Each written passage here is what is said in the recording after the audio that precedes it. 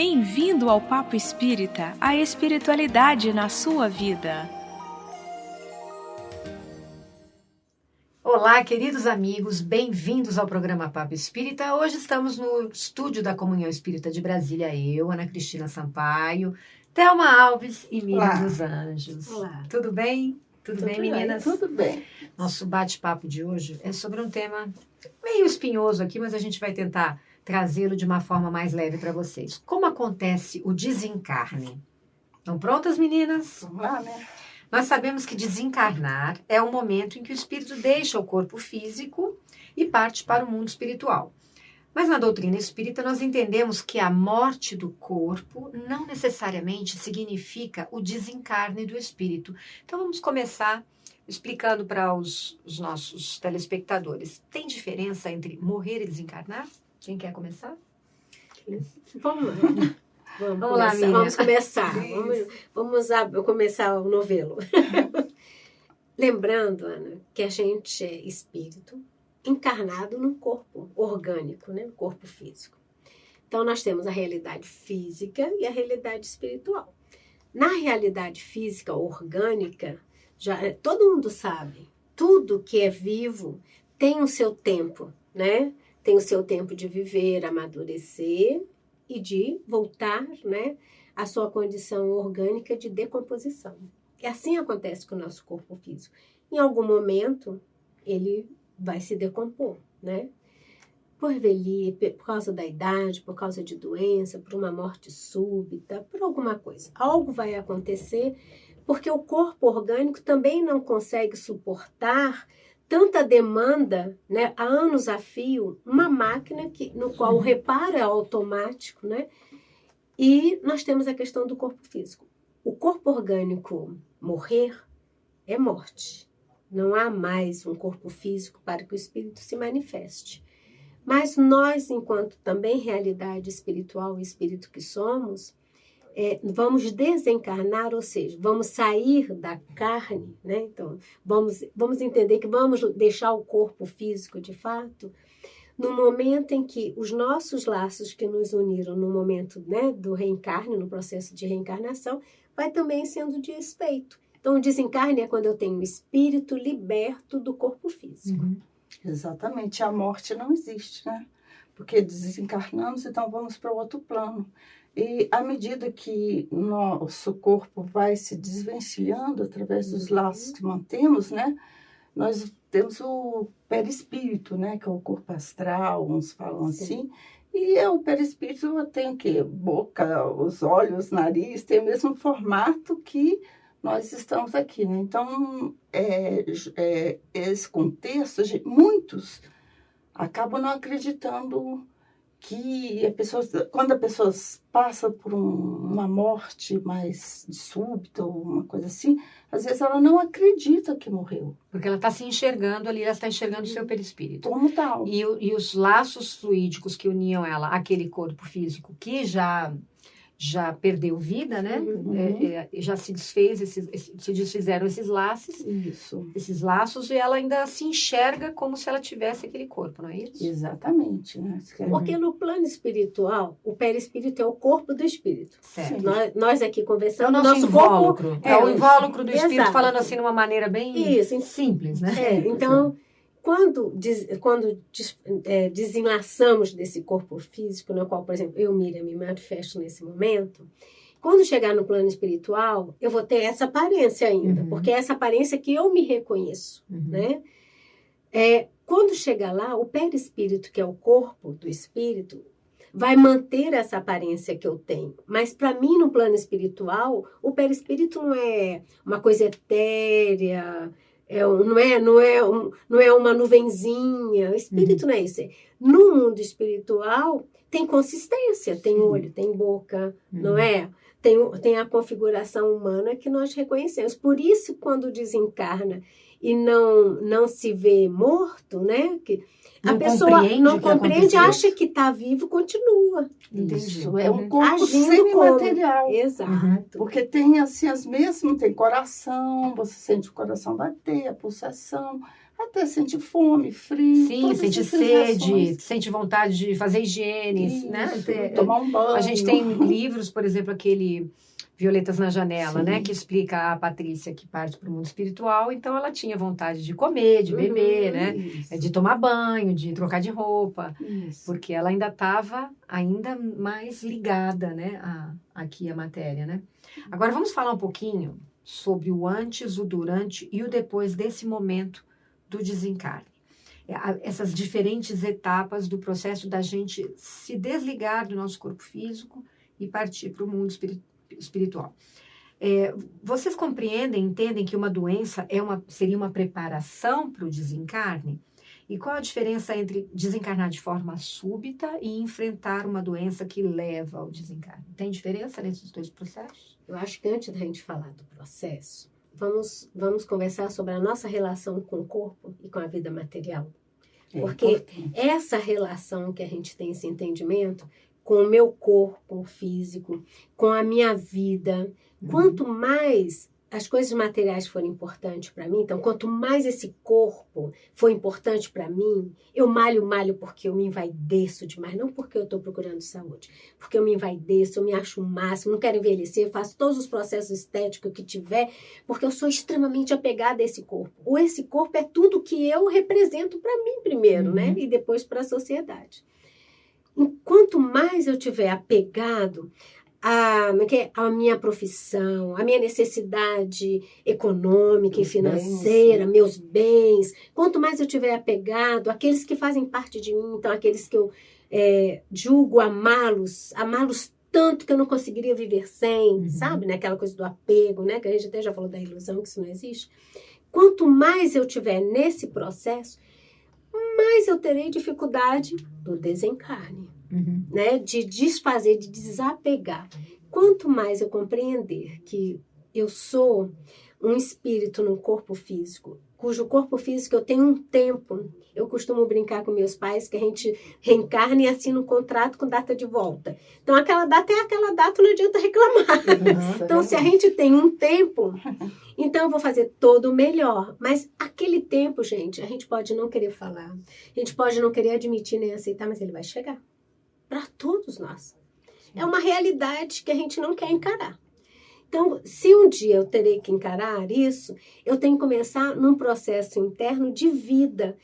Que vida? De fazer o melhor que eu posso, de me reconhecer num processo de aperfeiçoamento em cujas minhas fragilidades e imperfeições existem, né? As pessoas fazem parte da minha vida, né? São os meus amores, por escolha minha, por escolha deles, mas não são meus, né? Não são meus, não pertencem a mim.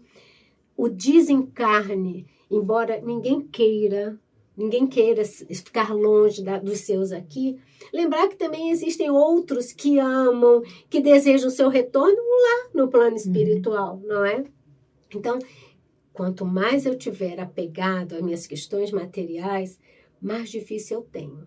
E aí mais dificuldade. Mais dificuldade. E a dificuldade não quer dizer qual vai ser o processo da minha morte física, por exemplo. Se é né? súbita ou se é lenta ou através depende, da doença. Né? Esse desligamento da maturidade do espírito. Certo. Porque assim, tem pessoas que passam por processo de doença e aí ele já vai desdobrando para o plano espiritual, já vai vendo o seu familiar, já vai aceitando essa situação toda. E aí ele vai deixando o corpo, os seus laços, os laços, vai vendo que a espiritualidade está mais presente, né? Já vai conversando, já vai vendo... conversando com os amigos, com os parentes. Que muitos dizem que vem. É muito comum, né? A gente ouvir e ver isso. Porque a gente não desencarna sozinho, né? Exato. E toda uma equipe, né, nos acompanhando, do mesmo jeito que tem para a encarnação, tem uma até maior dependente de cada um para o desencarne, no processo desse. Então, é um processo que vai depender de cada um. Então, E tem pessoas que vêm com a morte súbita, imediatamente, dependendo da maturidade, ela já está com toda a equipe espiritual com ela. Uhum. Ela vai até acompanhar o velório dela, todo o processo vai pedindo oração, então vai cada um Vai bem consciente, digamos assim, não é isso? Então, Aham. cada um, como a Miriam está falando, vai depender do desapego e do apego que ela vai Certo. ter. Isso é interessante, sem deixar de responder. Nós vemos nos nossos trabalhos mediúnicos, né, Thelma e Ana, né, mais até porque a gente participa Uhum, do mesmo uhum. grupo, Uhum. irmãos que chegam não entendendo por que ele está na família e ninguém o ouve, Uhum, uhum. mas ele está lá e ninguém fala com ele. De pessoas que acompanham o ser amado tentando proteger e cuidar, não é? Da mesma forma, a gente vê irmãos que chegam com toda a sintomatologia que lhe levou ao desencarne, então passando mal, tendo uma série de sintomas de doenças. Uns chegam reconhecendo, pedindo ajuda, outros chegam revoltados, não aceitando, inclusive pedindo para mudar a equipe médica, Isso. inclusive mudando a equipe médica. E da mesma forma, a gente também vê aqueles que chegam, né, com o tempo, agradecem, né, reconhecem que já desencarnaram e ficam querendo saber o que vai acontecer agora, o que ele pode fazer já num outro processo. Então, Uhum. a Thelma falou, depende de cada um. Quer dizer, a forma como a gente passa para o outro lado vai depender de como a gente está vivendo agora. Se a gente está vivendo num processo de muita ilusão da matéria, né? De que somos só isso aqui, que nada vai acontecer depois, quando a gente chega do outro lado, a gente não reconhece, né? Porque não faz parte do entendimento que a gente teve durante a vida toda. E o interessante, estou me lembrando aqui, Ana, se você me permite, às vezes, quando nós estamos encarnados, nós temos um comportamento X. Então, por exemplo, posso ser bastante religiosa no ramo de entendimento religioso que me faz acreditar num ser melhor e me transforma nele. Mas se eu só sou de boca e de atitudes e não internamente, quando eu chego no mundo espiritual, essa minha maneira de me pôr de religiosa, de bondosa, quando eu na verdade não sou, desaparece.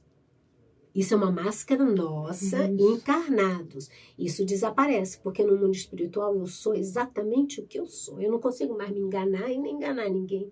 Então é uma questão de consciência também. Né? Aqui eu posso fazer 1000 caras, né? Conforme meu interesse eu ajo mas lá não tem mais isso. Então, se hoje eu sou religiosa e busco a bondade nas minhas ações, ela tem que partir internamente, ela não pode ser uma atitude de fachada, né? E a gente vê nos livros de André Luiz, a gente vê na literatura espírita, muito desses casos. A obra toda, né, de André Luiz, uma boa parte, né, a partir do Nosso Lar e as outras obras subsequentes, é todo o histórico do plano espiritual que vem reforçar o que a gente vivencia nos grupos mediúnicos, né, em desdobramento no plano espiritual e até na nossa vida como espírita, porque a gente vai lidando também com essa questão da morte com nossos parentes, nossos amigos, e aí a gente vai vendo toda essa integração, essa relação que a doutrina vem explanando e colocando de uma forma clara, objetiva, sincera, né? Então, por aí. E que eu acho fantástico a gente começar a desmistificar aquela cultura nossa que morte é fim. Morte é fim, então tudo se acaba, eu não vou mais encontrar aquele ente amado, né? Mas quando a doutrina nos traz, a gente vivencia, experiencia isso, né? Ninguém nos conta e nem apenas na literatura, a gente vivencia. Então isso nos dá uma certeza muito grande daquilo que nós estamos falando. Porque também, em algumas vezes, temos também a grata, né, satisfação de conversar com alguém nosso, né, querido, que também já desencarnou e vem dar o seu recado. Então, Ana, é saber dar continuidade da vida. Então, quando a gente tem fé no futuro, no sentido de que esse corpo é fadado ao começo, meio e fim. Isso é uma realidade. Mas que eu sou mais do que esse corpo, que eu sou um espírito que vive, que se relaciona com o mundo espiritual, conforme eu me relaciono no meu mundo material. Gente, isso é de uma beleza. Quando eu olho aquele ser amado que partiu, no sentido de que voltou para o mundo espiritual, eu vou olhar com saudade, porque a saudade faz parte. Eu vou ter meu momento de luto, porque o luto faz parte, não é? Porque o luto também é um momento em que eu me conscientizo de que, embora eu não tenha aquele ser fisicamente próximo, eu sei que ele vive no mundo espiritual, que quando for oportuno nós vamos nos encontrar. Isso é de uma esperança e de uma beleza enorme. Acaba com aquela coisa de olhar aquele ser amado, né? E acabou agora. Nunca mais encontrar, nunca mais ver, coitado, e aí a gente vai memorizando dele esse momento final, que é triste, deixando as coisas belíssimas que a gente às vezes viveu ao lado, né, do amigo, do parente, quem seja, coisas lindíssimas a gente deixa passar porque só fixou no momento da dor. Sim, então essa, por exemplo, é uma pergunta que eu ia colocar aqui para nós. Como que a gente pode enfrentar amigos e familiares, não só a gente, né? Estamos falando da gente como no nosso desencarne, mas nós acompanhamos durante a nossa vida o desencarne de muitas pessoas, né? Como é que a gente pode encarar isso na hora que a gente está ali enfrentando essa partida para o mundo espiritual? Você respondeu um pouco, né? A forma como a gente olha que aquilo não termina ali, né? Que essa história continua. Você acha que se a gente tem essa energia ao lado de quem está partindo, você acha que a gente auxilia nesse desencarne? Isso, com certeza. Thelma, você quer conversar? Começar esse tema. Você quer dar o exemplo? Não, a gente tem que fazer a nossa parte ajudando aquele que vai desencarnar, né? Aliás, vocês fazem, só uma parte aqui, né? O conhecimento de causa, que você acompanha grupos, né, de pessoas em hospital que estão em desencarne? Às vezes, até virou piada aqui na casa, eu e Gilda, que já participou do grupo. Teve uma época que nós éramos muito chamadas para ir em casos de pessoas que estavam na UTI, em situação muito crítica mesmo, já assim o corpo decompondo, mas a família segurando. E sempre o pessoal chamava... Uma morte cerebral, alguma coisa assim. E assim, já estados, os órgãos vitais já estavam assim, não estavam... Então, acabava chamando eu e a Gilda. Em alguns casos... Porque às vezes a família ela não segura muito. Não quer deixar a pessoa partir. Também tivemos casos de atender a própria pessoa não querendo ir. E ela segurando, e o corpo dela já estava assim... inchando dentro da UTI. Certo. Então fomos, e assim, a sorte, assim, a pessoa era parente da Gilda, e eu entrei na UTI e consegui, tudo deu certo para acontecer. Chegamos, aí demos o passe, né, e falamos com ela no processo do passe, inclusive a sogra da Gilda. E falamos com ela, olha, nesse momento, se entrega aos mentores, a Nossa Senhora, que era católica, a Jesus, mentaliza, porque é o momento de estar, né, você vai estar bem em outro lugar. E começamos a falar isso tem muito tempo. E nós demos o passe, passou uma semana, ela veio desencarnar. Aí passou alguns meses, chamou nós duas para outro lugar e a gente foi. E deu. Acabou que virou uma piada aqui na casa, chamando a gente de papa-passe, o plano espiritual. Quando vocês chegavam para dar um passe na UTI, a pessoa passava uma semana, se desligava. Se desligava, né? Então, aí o pessoal, a gente não quer passe de vocês, não. Mas a gente também foi em pessoas que estavam em estado muito grave. E que se recuperaram. Que se recuperaram. Teve um caso até de uma pessoa que levou um tiro perto do coração, nós fomos lá, e ela continuou encarnada até agora. Que bom.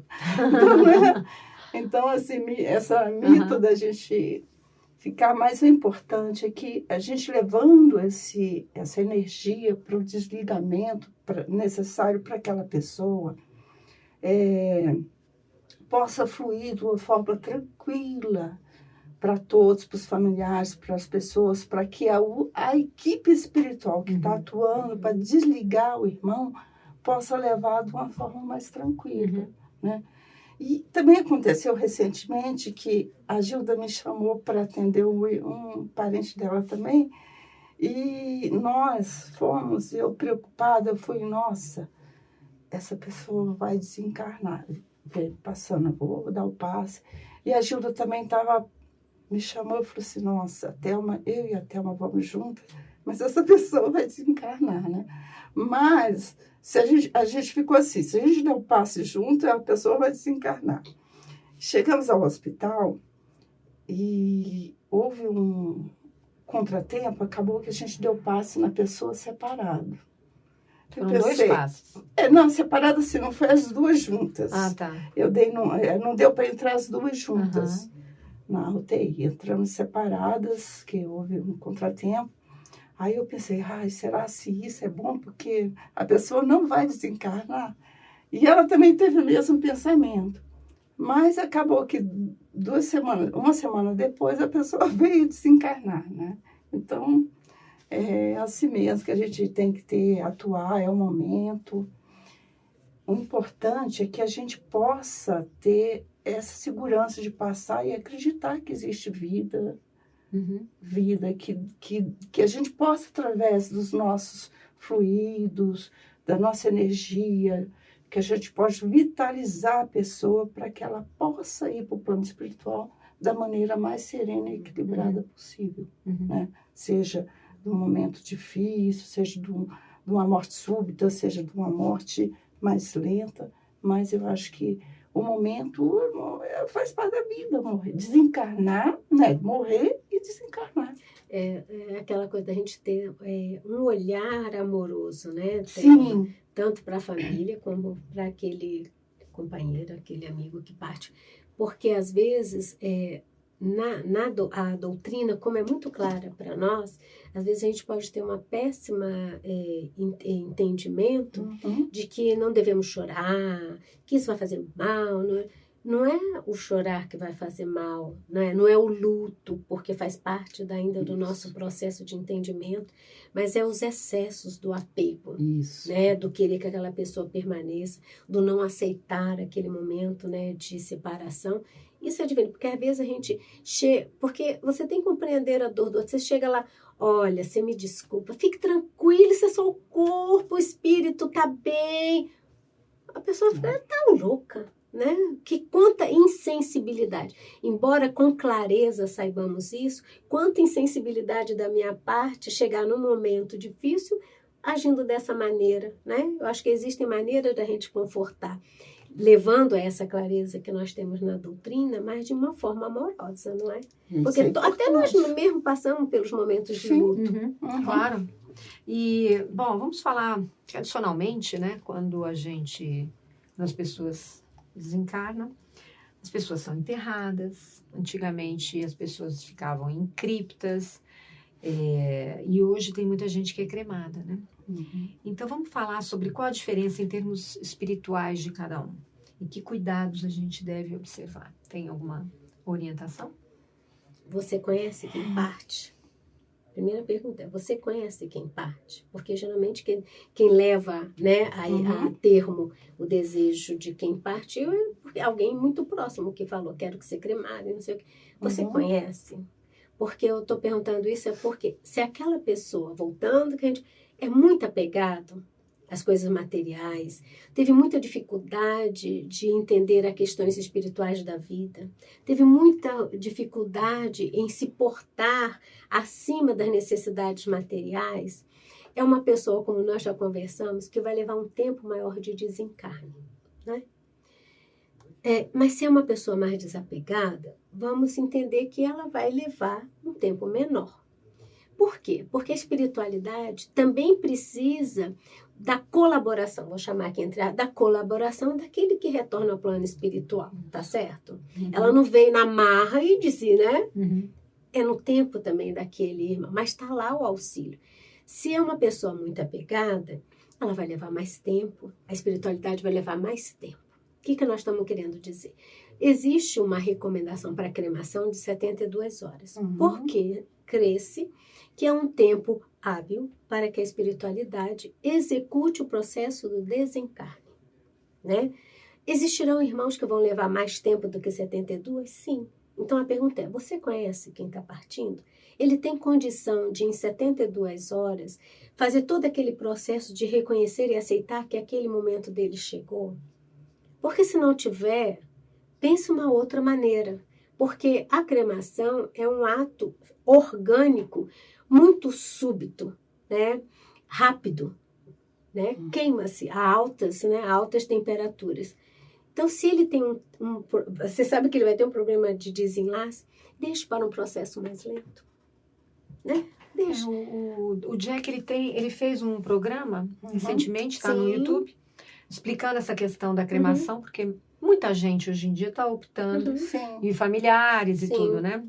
Eu já avisei lá na minha casa, podem me cremar.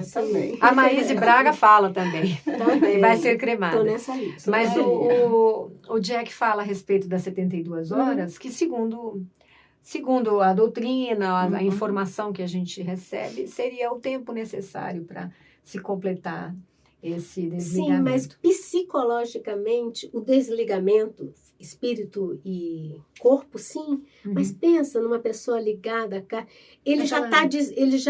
mas psicologicamente ele está acompanhando o corpo queimando. É como se sentisse. No mundo espiritual você precisa beber água? Você precisa tomar banho? Não. Isso é uma necessidade psicológica que a gente leva para o mundo espiritual. Da mesma forma, se eu olho para o meu corpo, ainda sou muito apegada a ele, na verdade, não está acontecendo nada com o meu espírito. O corpo está queimando, mas meu espírito não está queimando nada. Sim. Mas o meu ligamento psicológico com aquele corpo vai me levar a sentir, porque nós recebemos irmãos nossos nos grupos mediúnicos chorando, gritando que o corpo está queimando. Tá certo? Porque passou por um processo de cremação. Então, depende de muito. Então, assim, o seu processo de se despedir daquele corpo que vai se decompor, você precisa perguntar, você conhece a quem está indo? Né? Para ajudar que não seja tão traumático. Porque, eu concordo, você pode estar distante, mas a sua ligação psicológica é outra história. Você pode estar 72 horas desligado completamente, né? A espiritualidade pode ter adormecido, desligado. Quando a pessoa se ainda for no processo, estiver ligado, por que muitos chegam dizendo que estão vendo o corpo decompor e cheio de bichinho comendo?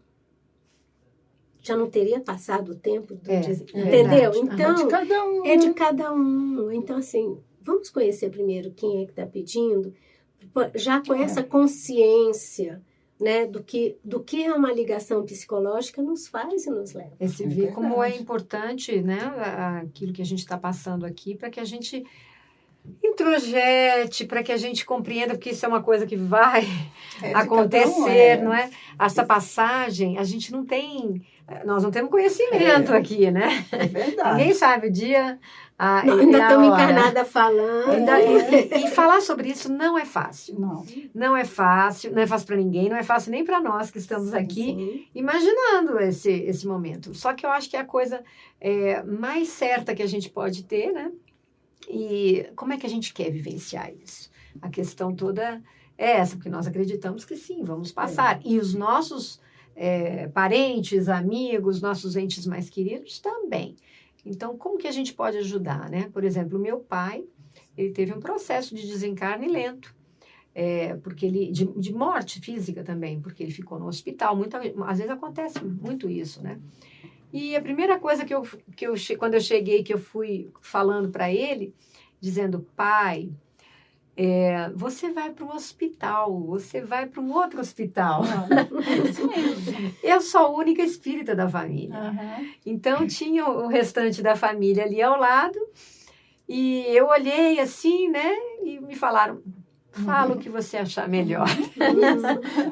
Então, pai, não se preocupa, fique tranquilo, você criou bem sua família, seus filhos estão todos aqui, estamos todos bem, e você vai para um hospital. Quer dizer, ele podia, na verdade, não sei se ele estava ouvindo, né? Alguma coisa a gente pensa que ouve. Ele podia nem... Vou para o hospital. Gente, talvez aquilo fosse uma coisa boa para ele imaginar, eu vou para um hospital. E a gente não sabe como isso pode auxiliar a pessoa, né? Nesse momento. Então, aquilo que como a gente vivencia também, no caso de uma doença, né, você tem essa experiência de UTIs, né, que não tem nada mais traumático, né, do que esse desligamento na UTI para todo mundo. A forma como a gente que está ao lado passa essa confiança também para quem está se desligando, né? Você cumpriu com tudo, fica bem, porque também naquele momento a gente sabe que ocorrem muitos arrependimentos. Sim. É o momento, né? Que a pessoa é o momento em que a pessoa está visualizando que ela vai partir, né? Arrependimentos, vem aquela sensação, algumas culpas, uma sensação de por que eu não fiz assim. Gente, então é um processo interno de cada um muito profundo. Então, como a gente participa disso da melhor forma? A gente tem que entender que ali tem dores, né? Muitas dores envolvidas. Mas a dor, né, do arrependimento só nos traz assim uma mensagem de que faça agora e faça hoje. Isso é importante. Seja bom hoje e agora. Diga que ame hoje e agora. Perdoe. Perdoe hoje e agora.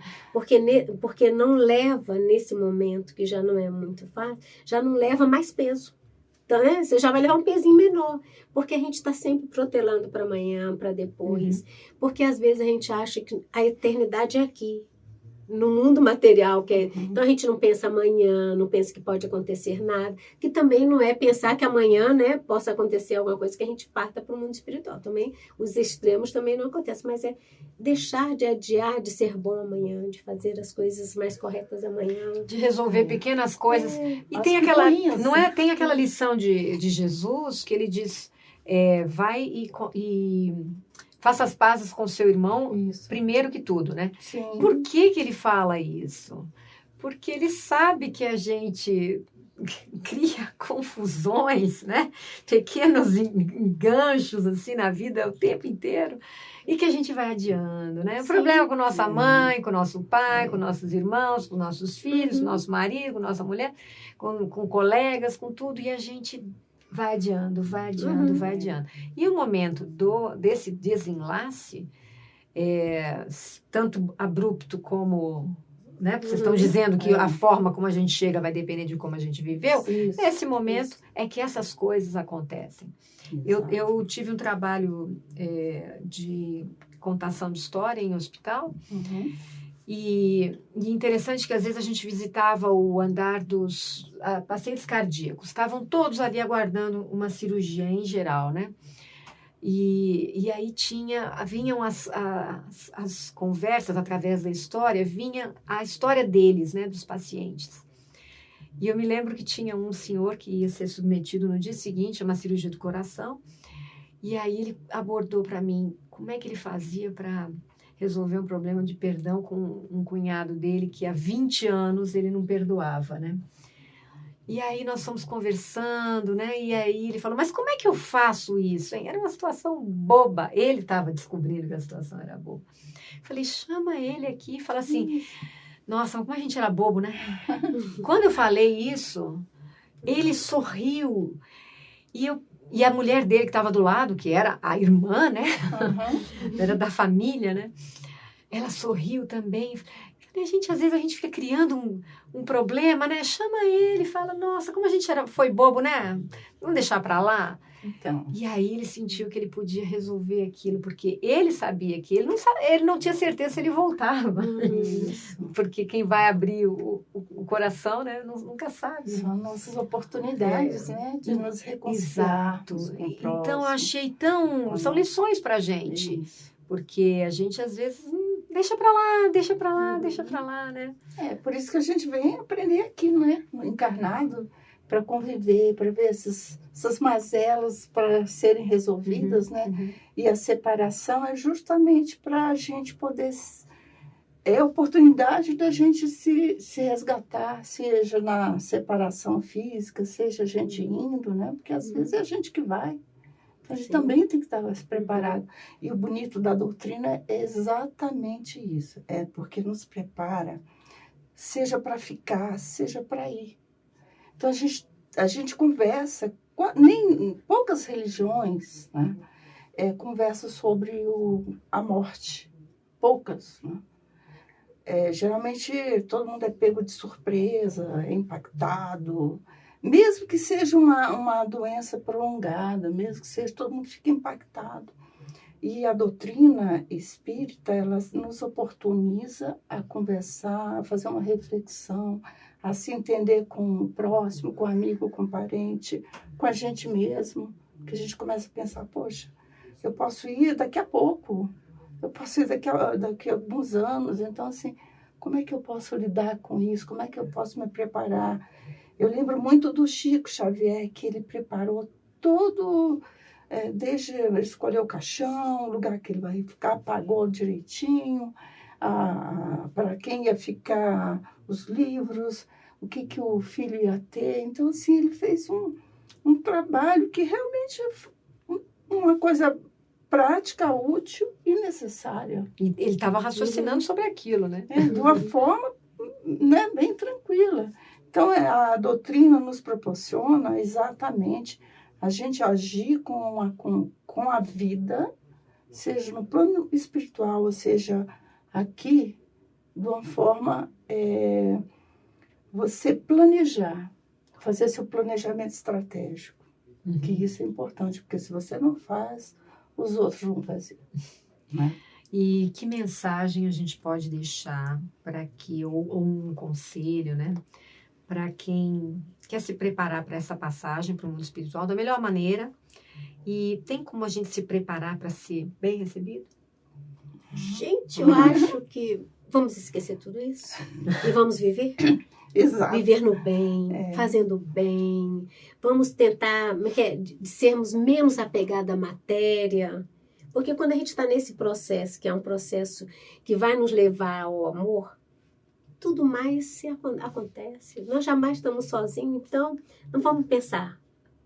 Vamos viver, menos melindres. Vamos tratar a morte como uma passagem, uma viagem, porque você não... Aquele corpo que vai entrar em decomposição não é você. Isso. Não é quem amou. Exato. Não foi é um veículo que te permitiu uma porção de experiências. Aqui, né? uma série de experiências. E vamos nos reencontrar, gente. Isso é verdadeiro demais. E viver a vida mesmo, né? Viva. Vai viajar, vai aproveitar, vai comprar suas coisas que você gosta, vai ajudar o próximo, vai dar um presente para aquela pessoa, vai se preparar, é isso. Sempre fazendo o seu planejamento na vida, é isso. As obras estão aí para nos direcionar num caminho melhor, né? Então, acho que é por aí, fazer a nossa parte. Reclamar menos, compreender mais. Olha, assim, viver um dia de cada vez, é o que falam, até nos grupos, né? Esses grupos de um dia de cada vez, gente. Vamos viver um dia de cada vez bem. Né? É tentar, né? Vamos tentar. Vamos fazer um esforço. Olha, nada é trabalhando. fácil. A gente às vezes fala aqui rindo, parece brincando, que a gente está bem resolvidinhas tá bem, aqui. todo mundo Não. super Estamos aprendendo Estamos também. todas aprendendo. Todas temos os desafios tem diários. as novizinhas mais Mas complicadas. a gente está tentando introjetar, não estamos não estamos deixando de pensar sobre isso, de colocar isso no nosso radar, de que chegaremos todos no momento em que vamos ter essa passagem e que a gente possa viver da melhor forma para que a gente passe para lá com menos arrependimentos, menos culpas, mais desapego e mais certeza de fizemos o nosso melhor dentro das nossas possibilidades. Seria por aí, né? O autoconhecimento está em tudo, né? Isso aí. Então, vamos trabalhar para que a gente seja muito bem recebido do outro lado, porque temos todos os nossos amigos espirituais, que a gente aqui já está com eles, já podemos acessá-los, né? Podemos contar com eles e vamos chegar lá. Isso. E vamos ter toda essa ajuda. Gente, espero que vocês tenham gostado. Nosso bate-papo não é um assunto fácil. Não. A gente tratou aqui alguns tabus também, né? Isso. Dentro do nosso conhecimento. Existe uma farta literatura para você procurar a respeito do assunto, para você começar a aprender um pouquinho mais. Escreva para a gente qualquer dúvida sobre esse e outros temas. O nosso e-mail é radio@comunhãoespírita.com. Se você quiser fazer alguma pergunta também pelo próprio vídeo do YouTube, deixe lá o seu comentário, porque você vai receber uma resposta nossa, não se preocupe. E vamos ao ar todas as quintas às 19 horas, pelo canal da Comunhão Espírita de Brasília no YouTube. Se você quiser agendar para você receber as nossas postagens da casa, clica lá no sininho, dá um like, compartilha, porque quanto mais visualizações a gente tem, mais os nossos programas são acessados também por outras pessoas. Muito obrigada e até a próxima. Até a próxima.